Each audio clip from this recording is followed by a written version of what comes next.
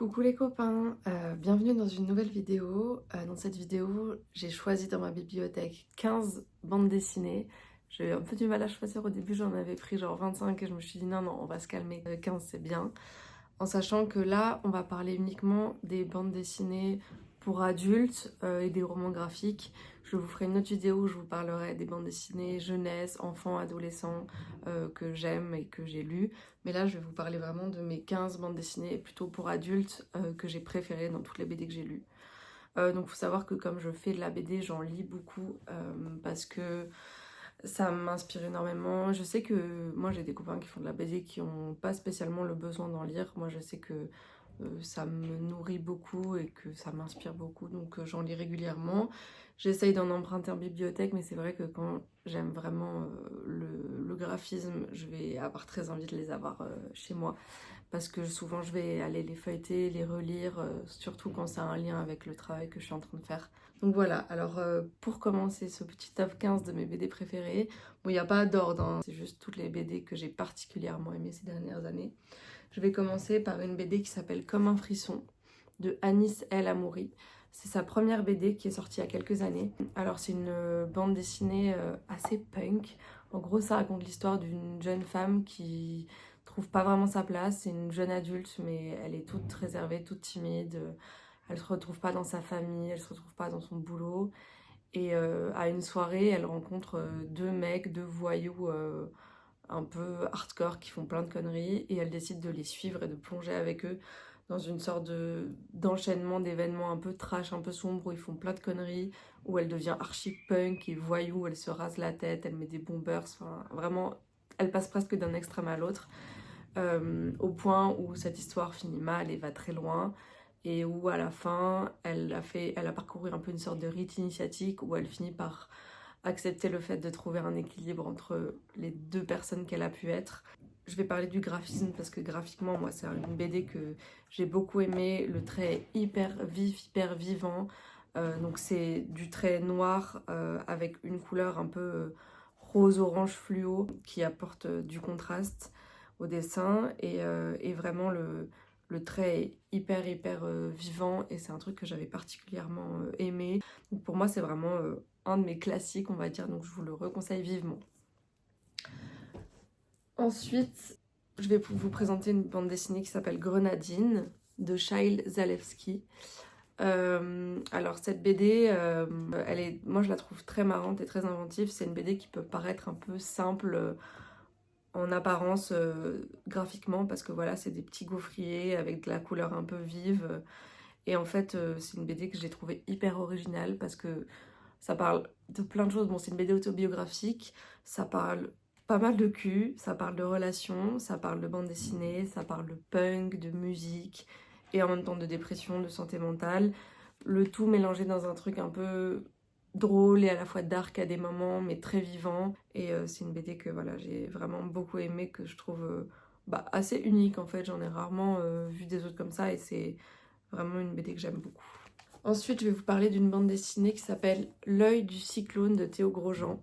C'est une BD que vous avez sûrement vu passer peut-être si vous le suivez sur Instagram. Je sais que il avait beaucoup marché à ce moment-là sur Instagram parce qu'en fait cet auteur, il travaille avec la maison d'édition Exemplaire, qui est une maison d'édition qui organise des crowdfunding via une communauté d'auteurs ou d'autrices sur Instagram pour après sortir une bande dessinée. Et donc en fait la moitié de cette bande dessinée avait été publiée en amont sur Instagram par l'auteur et après elle a été éditée et imprimée. Mais j'ai vraiment, même si j'avais lu une partie sur Insta, j'ai vraiment tenu à l'acheter parce que je la trouve hyper touchante. Théo Grosjean, il a fait pas mal de BD différentes, assez humoristiques plutôt, et c'est sa BD la plus sérieuse, en tout cas j'ai l'impression de ce que je connais de lui. C'est une BD sur une rencontre, sur une histoire d'amour, assez simple, mais c'est hyper poétique, il y a plein de belles métaphores, et en même temps ça parle à tout le monde. Je sais pas, par exemple si vous avez vu la série Bref 2, pour moi il y a un peu un ton en commun avec cette série, parce que ça parle d'une rencontre qu'on a peut-être tous fait un peu dans notre vie quand on est tombé amoureux, un truc un peu lambda en soirée, en ville. Mais c'est raconté avec beaucoup de poésie, beaucoup de métaphores. Ça parle aussi un peu de toutes les angoisses liées au fait de se mettre en relation.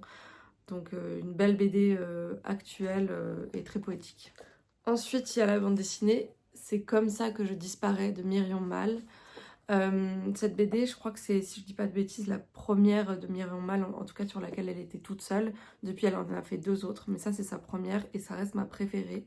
Les 2 autres sont en couleur, celle-ci est en noir et blanc. Pourtant, j'aime beaucoup le fait qu'elle mette en couleur ses dessins, parce que comme c'est du dessin au trait, je trouve que ça apporte vraiment quelque chose.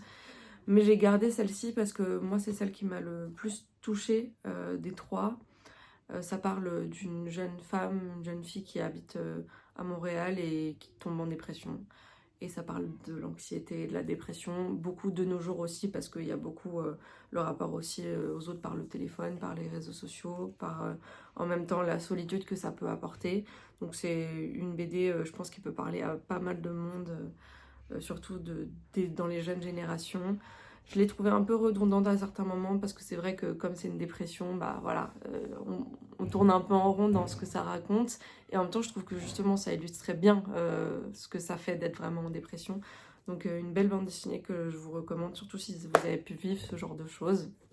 Ensuite, toujours en parlant de santé mentale, mais dans un registre beaucoup plus informatif, on va avoir Goupil-ou-Face de Lou Luby. C'est une BD qui date d'il y a quand même 13 ans, je crois. Je sais que l'autrice l'aime plus trop aujourd'hui parce que son avis a un peu changé sur la question. Et donc, n'hésitez pas si ça vous intéresse. Elle a fait des stories, elle a une sur son compte Insta où elle parle de ça. Mais je pouvais pas m'empêcher de la mettre dedans parce que c'est une BD qui m'a beaucoup marquée. C'est une BD donc très informative graphiquement. Il y a presque, voilà, il y a des statistiques, des graphiques. C'est une BD autobiographique qu'elle a faite sur elle. Et en gros, c'est une BD qui parle de la bipolarité et plus précisément de la cyclothymie, qui est un type de bipolarité moins connu. Et en fait, c'est vrai que quand on parle de bipolarité, on a tout de suite une image du bipolaire de type 1, donc qui va avoir vraiment des sauts d'humeur hyper visibles aux yeux de tout le monde et hyper excessifs. Mais il y a plusieurs autres sortes de bipolarité.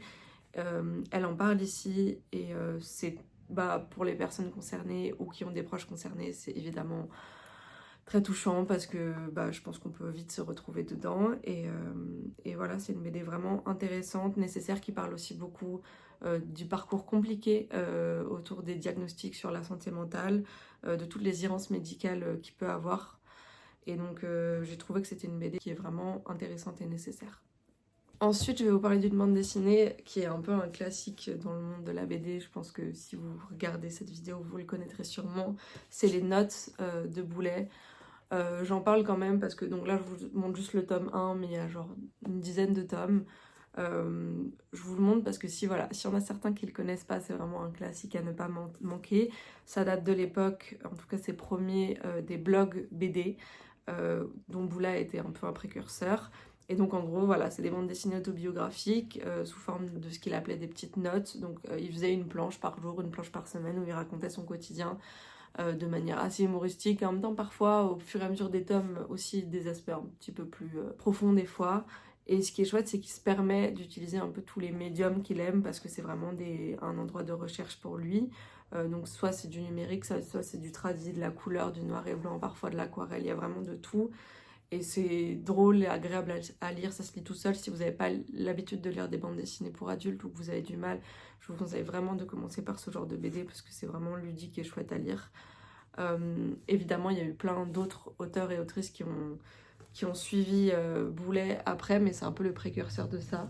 Dans le même style, un peu carnet dessiné, bon, je vais quand même vous parler des carnets dessinés de Johannes Farr. Il y en a certains qui sont vraiment chouettes, donc c'est vraiment des carnets, pour le coup, on dirait presque des carnets de voyage, quoi, où il prend beaucoup de notes et il fait plein de petits croquis et de dessins. En l'occurrence, dans celui-ci, il y a de l'aquarelle, ce que j'aime beaucoup, parce qu'il a une façon de gérer la couleur très instinctive et simple, enfin simple en apparence en tout cas, qui est vraiment chouette à voir. Et voilà, je les ai pas tous lus, mais en tout cas je sais que c'est des formats qui sont, je trouve, assez intéressants, beaucoup plus libres que ce qu'on a l'habitude de voir dans une bande dessinée classique, et donc c'est assez inspirant. Dans le même style de petite BD autobiographique, on a Aléa de Eupholie.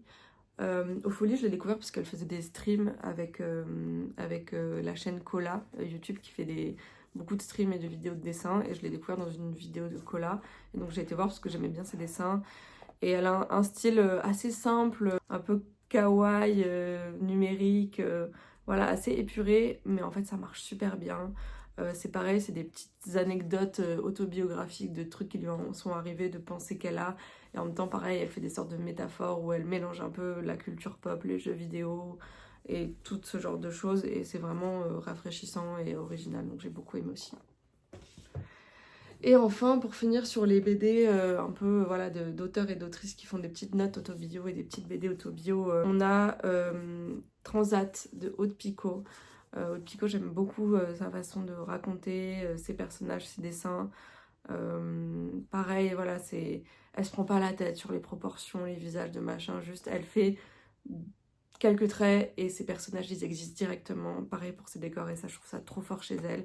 Donc là, ça parle c'est autobiographique aussi. Après, je pense qu'elle a un peu modifié certaines choses, mais ça parle de cette autrice du coup qui travaille à Paris dans un studio de graphisme et qui en a marre et elle décide de un peu tout plaquer pour partir faire un voyage en mer sur un voilier. Et c'est vraiment une chouette bande dessinée. Et il y a Parenthèse Pentagone qui va un peu avec parce que c'est une sorte de carnet de voyage qu'elle a fait pendant cette traversée où pour le coup c'est un peu le même style de dessin qu'elle fait mais à l'aquarelle où elle dessine les paysages qu'elle a vus en mer et ces aquarelles sont juste magnifiques. Donc si la BD Transat vous a plu, je vous conseille d'acheter Parenthèse Pentagone qui est un peu la suite mais avec un graphisme en couleur qui est vraiment beau. Ensuite, je vais vous parler d'une bande dessinée qui s'appelle Seth était là, de Juliane Tamaki et Mariko Tamaki. C'est une BD que j'ai découvert quand j'étais adolescente parce que c'est mon père qui l'avait acheté, donc c'est un peu ce qu'on appelait les débuts des romans graphiques à ce moment-là. Je me souviens, en tout cas, c'est les premiers que mon père achetait, donc je sais pas quand il est sorti, mais ça doit quand même dater d'il y a un petit temps. Et pour moi, c'est une BD, cette BD c'est un film en fait, c'est très cinématographique, c'est un scénario assez simple qu'on a justement beaucoup vu par exemple dans le cinéma français parce que c'est l'histoire de deux jeunes filles qui sont un peu à la frontière entre la fin de l'enfance et le début de l'adolescence, donc entre 11 et 13, 14 ans elles ont, et elles partent à la mer un été avec leurs parents, un peu comme tous les étés. Et voilà, donc ça parle de leurs sensations, voilà, du passage de l'enfance à l'adolescence, tous les mystères qu'il y a autour du fait de grandir, où elle regarde beaucoup les adolescents plus âgés qu'elle, elles sont très intriguées. En même temps, voilà, il y a presque un côté sombre autour de tout ça, où elle découvre aussi des choses moins marrantes, qu'on n'a pas forcément conscience quand on est jeune. Donc c'est une BD très belle, très touchante, que je me souviens à l'époque j'avais beaucoup aimé et que j'ai relu plusieurs fois depuis. Alors ensuite on a la bande dessinée Bidouille et Violette de Bernard Isler. Je pense que c'est la BD la plus vieille de ce top 15, tout simplement parce que c'est une BD qui a été publiée dans Spirou. C'est une des premières BD de Bernard Isler qui plus tard a fait Sambre dans les années 90-2000. C'est l'intégrale celui-ci et c'est une BD que je trouve que moi j'ai beaucoup aimé, pareil que j'ai lu à mon adolescence mais qui se lit vraiment quand on est adulte aussi parce que ça commence de façon très enfantine et vraiment voilà pour les enfants quoi, enfin, en tout cas les jeunes adolescents, et ça raconte simplement une histoire d'amour entre deux adolescents à Bruxelles. Mais au fur et à mesure des mois qui passent et au fur et à mesure qu'ils grandissent aussi, cette histoire d'amour au début voilà assez légère, assez douce, devient de plus en plus dramatique, au point où à la fin on a un petit peu parallèle avec Roméo et Juliette, parce que voilà, je vous passe les détails mais ça finit très mal. Et il se permet plein de choses dans cette bande dessinée. Il se permet de faire des scènes entières de très oniriques, de rêves ou de délire sous fièvre, des choses vraiment, moi, qui m'avaient beaucoup marqué et qui m'ont aussi donné envie de faire de la bande dessinée parce que je me souviens quand j'avais lu ça, je m'étais dit mais on peut vraiment tout raconter en BD. Voilà, donc si vous aimez les histoires intenses, passionnelles, cette BD va vraiment vous plaire. Ensuite, il y a Le Roi Méduse de Brecht Evans. Alors Brecht Evans, vous le connaissez peut-être, c'est un auteur néerlandais, si je ne dis pas de bêtises, ou flamand, bon, voilà, qui travaille essentiellement à l'encre aquarelle et aux encres de couleur, et qui fait un travail graphique que moi j'adore. Dès qu'on s'intéresse un peu à la BD, c'est difficile de passer à côté de lui et de son travail, parce que c'est vraiment un travail unique dans le monde de la BD. Il y a eu une expo à Beaubourg il n'y a pas longtemps sur la BD où il y avait des planches originales. Vraiment, il fait un travail remarquable, des couleurs, des formes, que moi j'adore et que je trouve très inspirant. Après, j'ai pas tout lu, j'ai pas lu ces classiques qui sont Les Rigoles et La Panthère, je crois. Il faut que je les lise, mais pour l'instant j'en ai lu 2 et c'est celui-ci qui a le plus retenu mon attention en termes d'histoire. C'est une histoire un peu voilà, onirique, étrange sur un petit garçon et son père qui partent un peu dans tous les sens. C'est un peu une sorte de voyage paranormal presque, mais avec des dessins et une créativité complètement folle. Ensuite, il y a la bande dessinée PTSD de Guillaume Siguelin. Alors, cette bande dessinée, ça va être un énorme coup de cœur graphique. Pareil, les couleurs, c'est une dinguerie. C'est fait au numérique, mais il gère le numérique de façon à ce qu'on ait l'impression que c'est de l'aquarelle très maîtrisée. Les décors, les personnages, il y a un travail énorme. Ça parle, comme son nom l'indique, du PTSD, donc syndrome post-traumatique, en l'occurrence d'une jeune femme qui a été faire la guerre et qui se retrouve un peu à la rue en ville inspirée des grandes villes en Asie. Et donc voilà, c'est l'histoire, enfin, c'est un parcours assez difficile pour cette jeune fille, mais c'est assez puissant et surtout, chaque page est un régal. Donc vraiment, je vous la conseille. Et pour finir, pour la dernière bande dessinée de mes 15 BD préférées, il y a Le bleu est une couleur chaude, qui a été un peu aussi une de mes BD phares, on va dire, quand j'ai découvert les bandes dessinées pour adultes. Donc c'est évidemment, comme vous le savez peut-être, la BD qui a inspiré La vie d'Adèle. Mais du coup, la BD est arrivée avant le film et c'est une bande dessinée de Jules Marot. Qui est une BD, voilà, je sais pas si vous connaissez l'histoire via au film peut-être, mais pareil, ça parle a priori d'une histoire assez commune, d'une histoire d'amour entre deux filles. Une des premières qui a été faite en bande dessinée à ce moment-là, en tout cas en bande dessinée francophone. Et moi, c'est une BD qui m'avait énormément touchée. Pareil, si vous aimez l'histoire intense et passionnée, foncez. Et voilà, c'est tout pour mes 15 BD préférés. J'espère que la vidéo vous a plu. N'hésitez pas en commentaire à mettre si vous avez des recommandations pour moi ou à partager vos coups de cœur BD à vous de ces dernières années. N'oubliez pas non plus, il faut soutenir les librairies, donc n'hésitez pas à acheter vos bandes dessinées en librairie plutôt que sur internet ou par exemple sur Amazon, pour soutenir les libraires, les librairies et aussi les auteurs et les autrices. N'oubliez pas aussi que voilà, s'il y a une BD qui n'est pas dans votre librairie de quartier, vous pouvez la commander dans la librairie. Et voilà, n'hésitez pas à vous abonner si la vidéo vous a plu. Comme je vous ai dit en début de vidéo, je ferai bientôt une vidéo sur la BD jeunesse et les bandes dessinées jeunesse que j'ai particulièrement aimées. Et voilà, bisous!